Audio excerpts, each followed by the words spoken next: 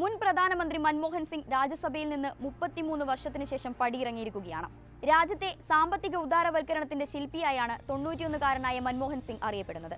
കൂടാതെ ഇന്ത്യൻ സമ്പദ് വ്യവസ്ഥയെ ആഗോളവൽക്കരണത്തിലേക്ക് തുറന്നിടുന്നതിലും അദ്ദേഹം പ്രധാന പങ്കുവഹിച്ചു. 2004 മുതൽ 2014 വരെയുള്ള കോൺഗ്രസ് നേതൃത്വത്തിലെ UPA സർക്കാരിനെ നയിച്ചത് മൻമോഹൻ സിംഗ് ആണ്. മഹാത്മാഗാന്ധി തൊഴിലുറപ്പ് പദ്ധതി മുതൽ ഓരോ കുട്ടിക്കും വിദ്യാഭ്യാസത്തിനുള്ള അവകാശം നൽകുന്ന പദ്ധതികൾ വരെ അദ്ദേഹത്തിന്റെ പ്രധാന നേട്ടങ്ങളാണ്. നേരിട്ടുള്ള ആനുകൂല്യ കൈമാറ്റം, ദേശീയ തിരിച്ചറിയൽ നമ്പർ, ആധാർ തുടങ്ങിയ പരിഷ്കാരങ്ങളും മൻമോഹൻ സിംഗ് പ്രധാനമന്ത്രിയായ കാലത്താണ് നടപ്പാക്കിയത്. അതേസമയം UPA ഭരണത്തിന്റെ അവസാന കാലഘട്ടത്തിൽ അഴിമതി ആരോപണങ്ങൾ ഏറെയായിരുന്നു. പ്രതിപക്ഷത്തെ പല നേതാക്കളും ദുർബലനായ പ്രധാനമന്ത്രി എന്നാണ് അന്ന് മൻമോഹൻ സിംഗിനെ വിശേഷിപ്പിച്ചത്. മൗനി ബാബ എന്നാണ് അമിത്ഷാ നൽകിയ വിശേഷണം. മുഴുവൻ സമയ രാഷ്ട്രീയ പ്രവർത്തകൻ എന്നതിനേക്കാൾ സാമ്പത്തിക വിദഗ്ധനായാണ് മൻമോഹൻ സിംഗിനെ ലോകമറിയുന്നത്.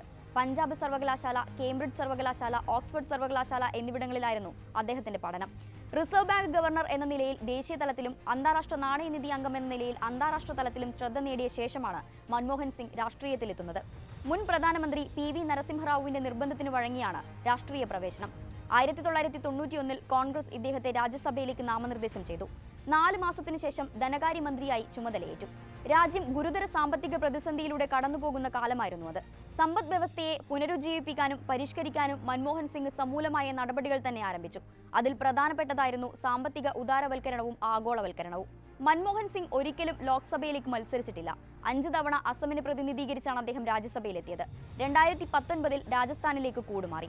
ആരോഗ്യസ്ഥിതി വകവെക്കാതെ വീൽ ചെയറിൽ കഴിഞ്ഞ ഓഗസ്റ്റിൽ പാർലമെന്റ് സമ്മേളനത്തിൽ പങ്കെടുക്കാനെത്തിയതും ഏറെ പ്രശംസിക്കപ്പെട്ടിരുന്നു. മൗനി ബാബ എന്ന പേരിൽ അധിക്ഷേപം നേരിട്ടെങ്കിലും നിരവധി ശ്രദ്ധേയമായ പ്രസംഗങ്ങളും പ്രസ്താവനകളുമാണ് മൻമോഹൻ സിംഗ് പാർലമെന്റിലും പുറത്തും നടത്തിയിട്ടുള്ളത്. 1991 ജൂലൈ 24 അദ്ദേഹം ധനമന്ത്രിയായി ചുമതലയേറ്റ ശേഷം പാർലമെന്റിൽ ആദ്യമായി സംസാരിക്കുന്നത്. ഞങ്ങൾ ആരംഭിച്ച ദീർഘവും പ്രയാസകരവുമായ യാത്രയിൽ വരാനിരിക്കുന്ന ബുദ്ധിമുട്ടുകളെ ചെറുതായി കാണുന്നില്ല. എന്നാൽ വിക്ടർ ഹ്യൂഗോ ഒരിക്കൽ പറഞ്ഞതുപോലെ, യഥാസമയത്ത് ഉയർന്നുവരുന്ന ഒരാശയത്തെ തടഞ്ഞു നിർത്താൻ ലോകത്തെ ഒരു ശക്തിക്കും സാധിക്കില്ല.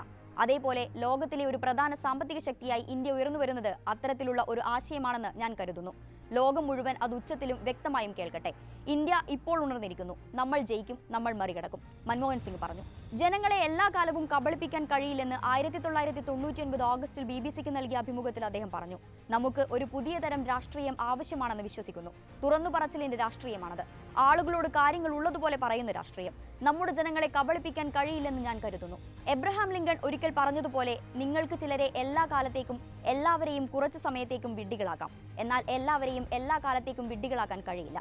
കരൺ താപ്പറിന് നൽകിയ അഭിമുഖത്തിൽ മൻമോഹൻ സിംഗ് പറയുന്നത് ഇങ്ങനെയാണ്: നരേന്ദ്രമോദി പ്രധാനമന്ത്രിയാകുന്നത് രാജ്യത്തിന് വിനാശകരമാകുമെന്ന് താൻ ആത്മാർത്ഥമായി വിശ്വസിക്കുന്നതായി ലോക്സഭാ തെരഞ്ഞെടുപ്പിന് മുൻപായി 2014 ജനുവരിയിൽ നടന്ന വാർത്താ സമ്മേളനത്തിൽ മൻമോഹൻ സിംഗ് പറഞ്ഞിരുന്നു. BJPയുടെ പ്രധാനമന്ത്രി സ്ഥാനാർത്ഥിയായിരുന്നു അന്ന് മോദി. എന്നാൽ 4 വർഷത്തിന് ശേഷം ഈ പ്രസ്താവനയിൽ മൻമോഹൻ സിംഗ് ഖേദം പ്രകടിപ്പിച്ചു.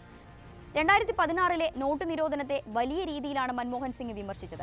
നിരോധനം നടപ്പാക്കിയ രീതി ഭരണനിർവഹണത്തിലെ പരാജയത്തിന്റെ തെളിവാണെന്ന് അദ്ദേഹം പാർലമെന്റിൽ വ്യക്തമാക്കി. ഇത് സംഘടിത കൊള്ളയാണെന്നും സാധാരണക്കാരെ കൊള്ളയടിക്കുകയാണെന്നും അദ്ദേഹം കുറ്റപ്പെടുത്തി. നോട്ട് നിരോധനത്തെയും ചരക്ക് സേവന നികുതിയെയും സമ്പദ് വ്യവസ്ഥയ്ക്കേറ്റ ഇരട്ട പ്രഹരമായാണ് അദ്ദേഹം വിശേഷിപ്പിച്ചത്.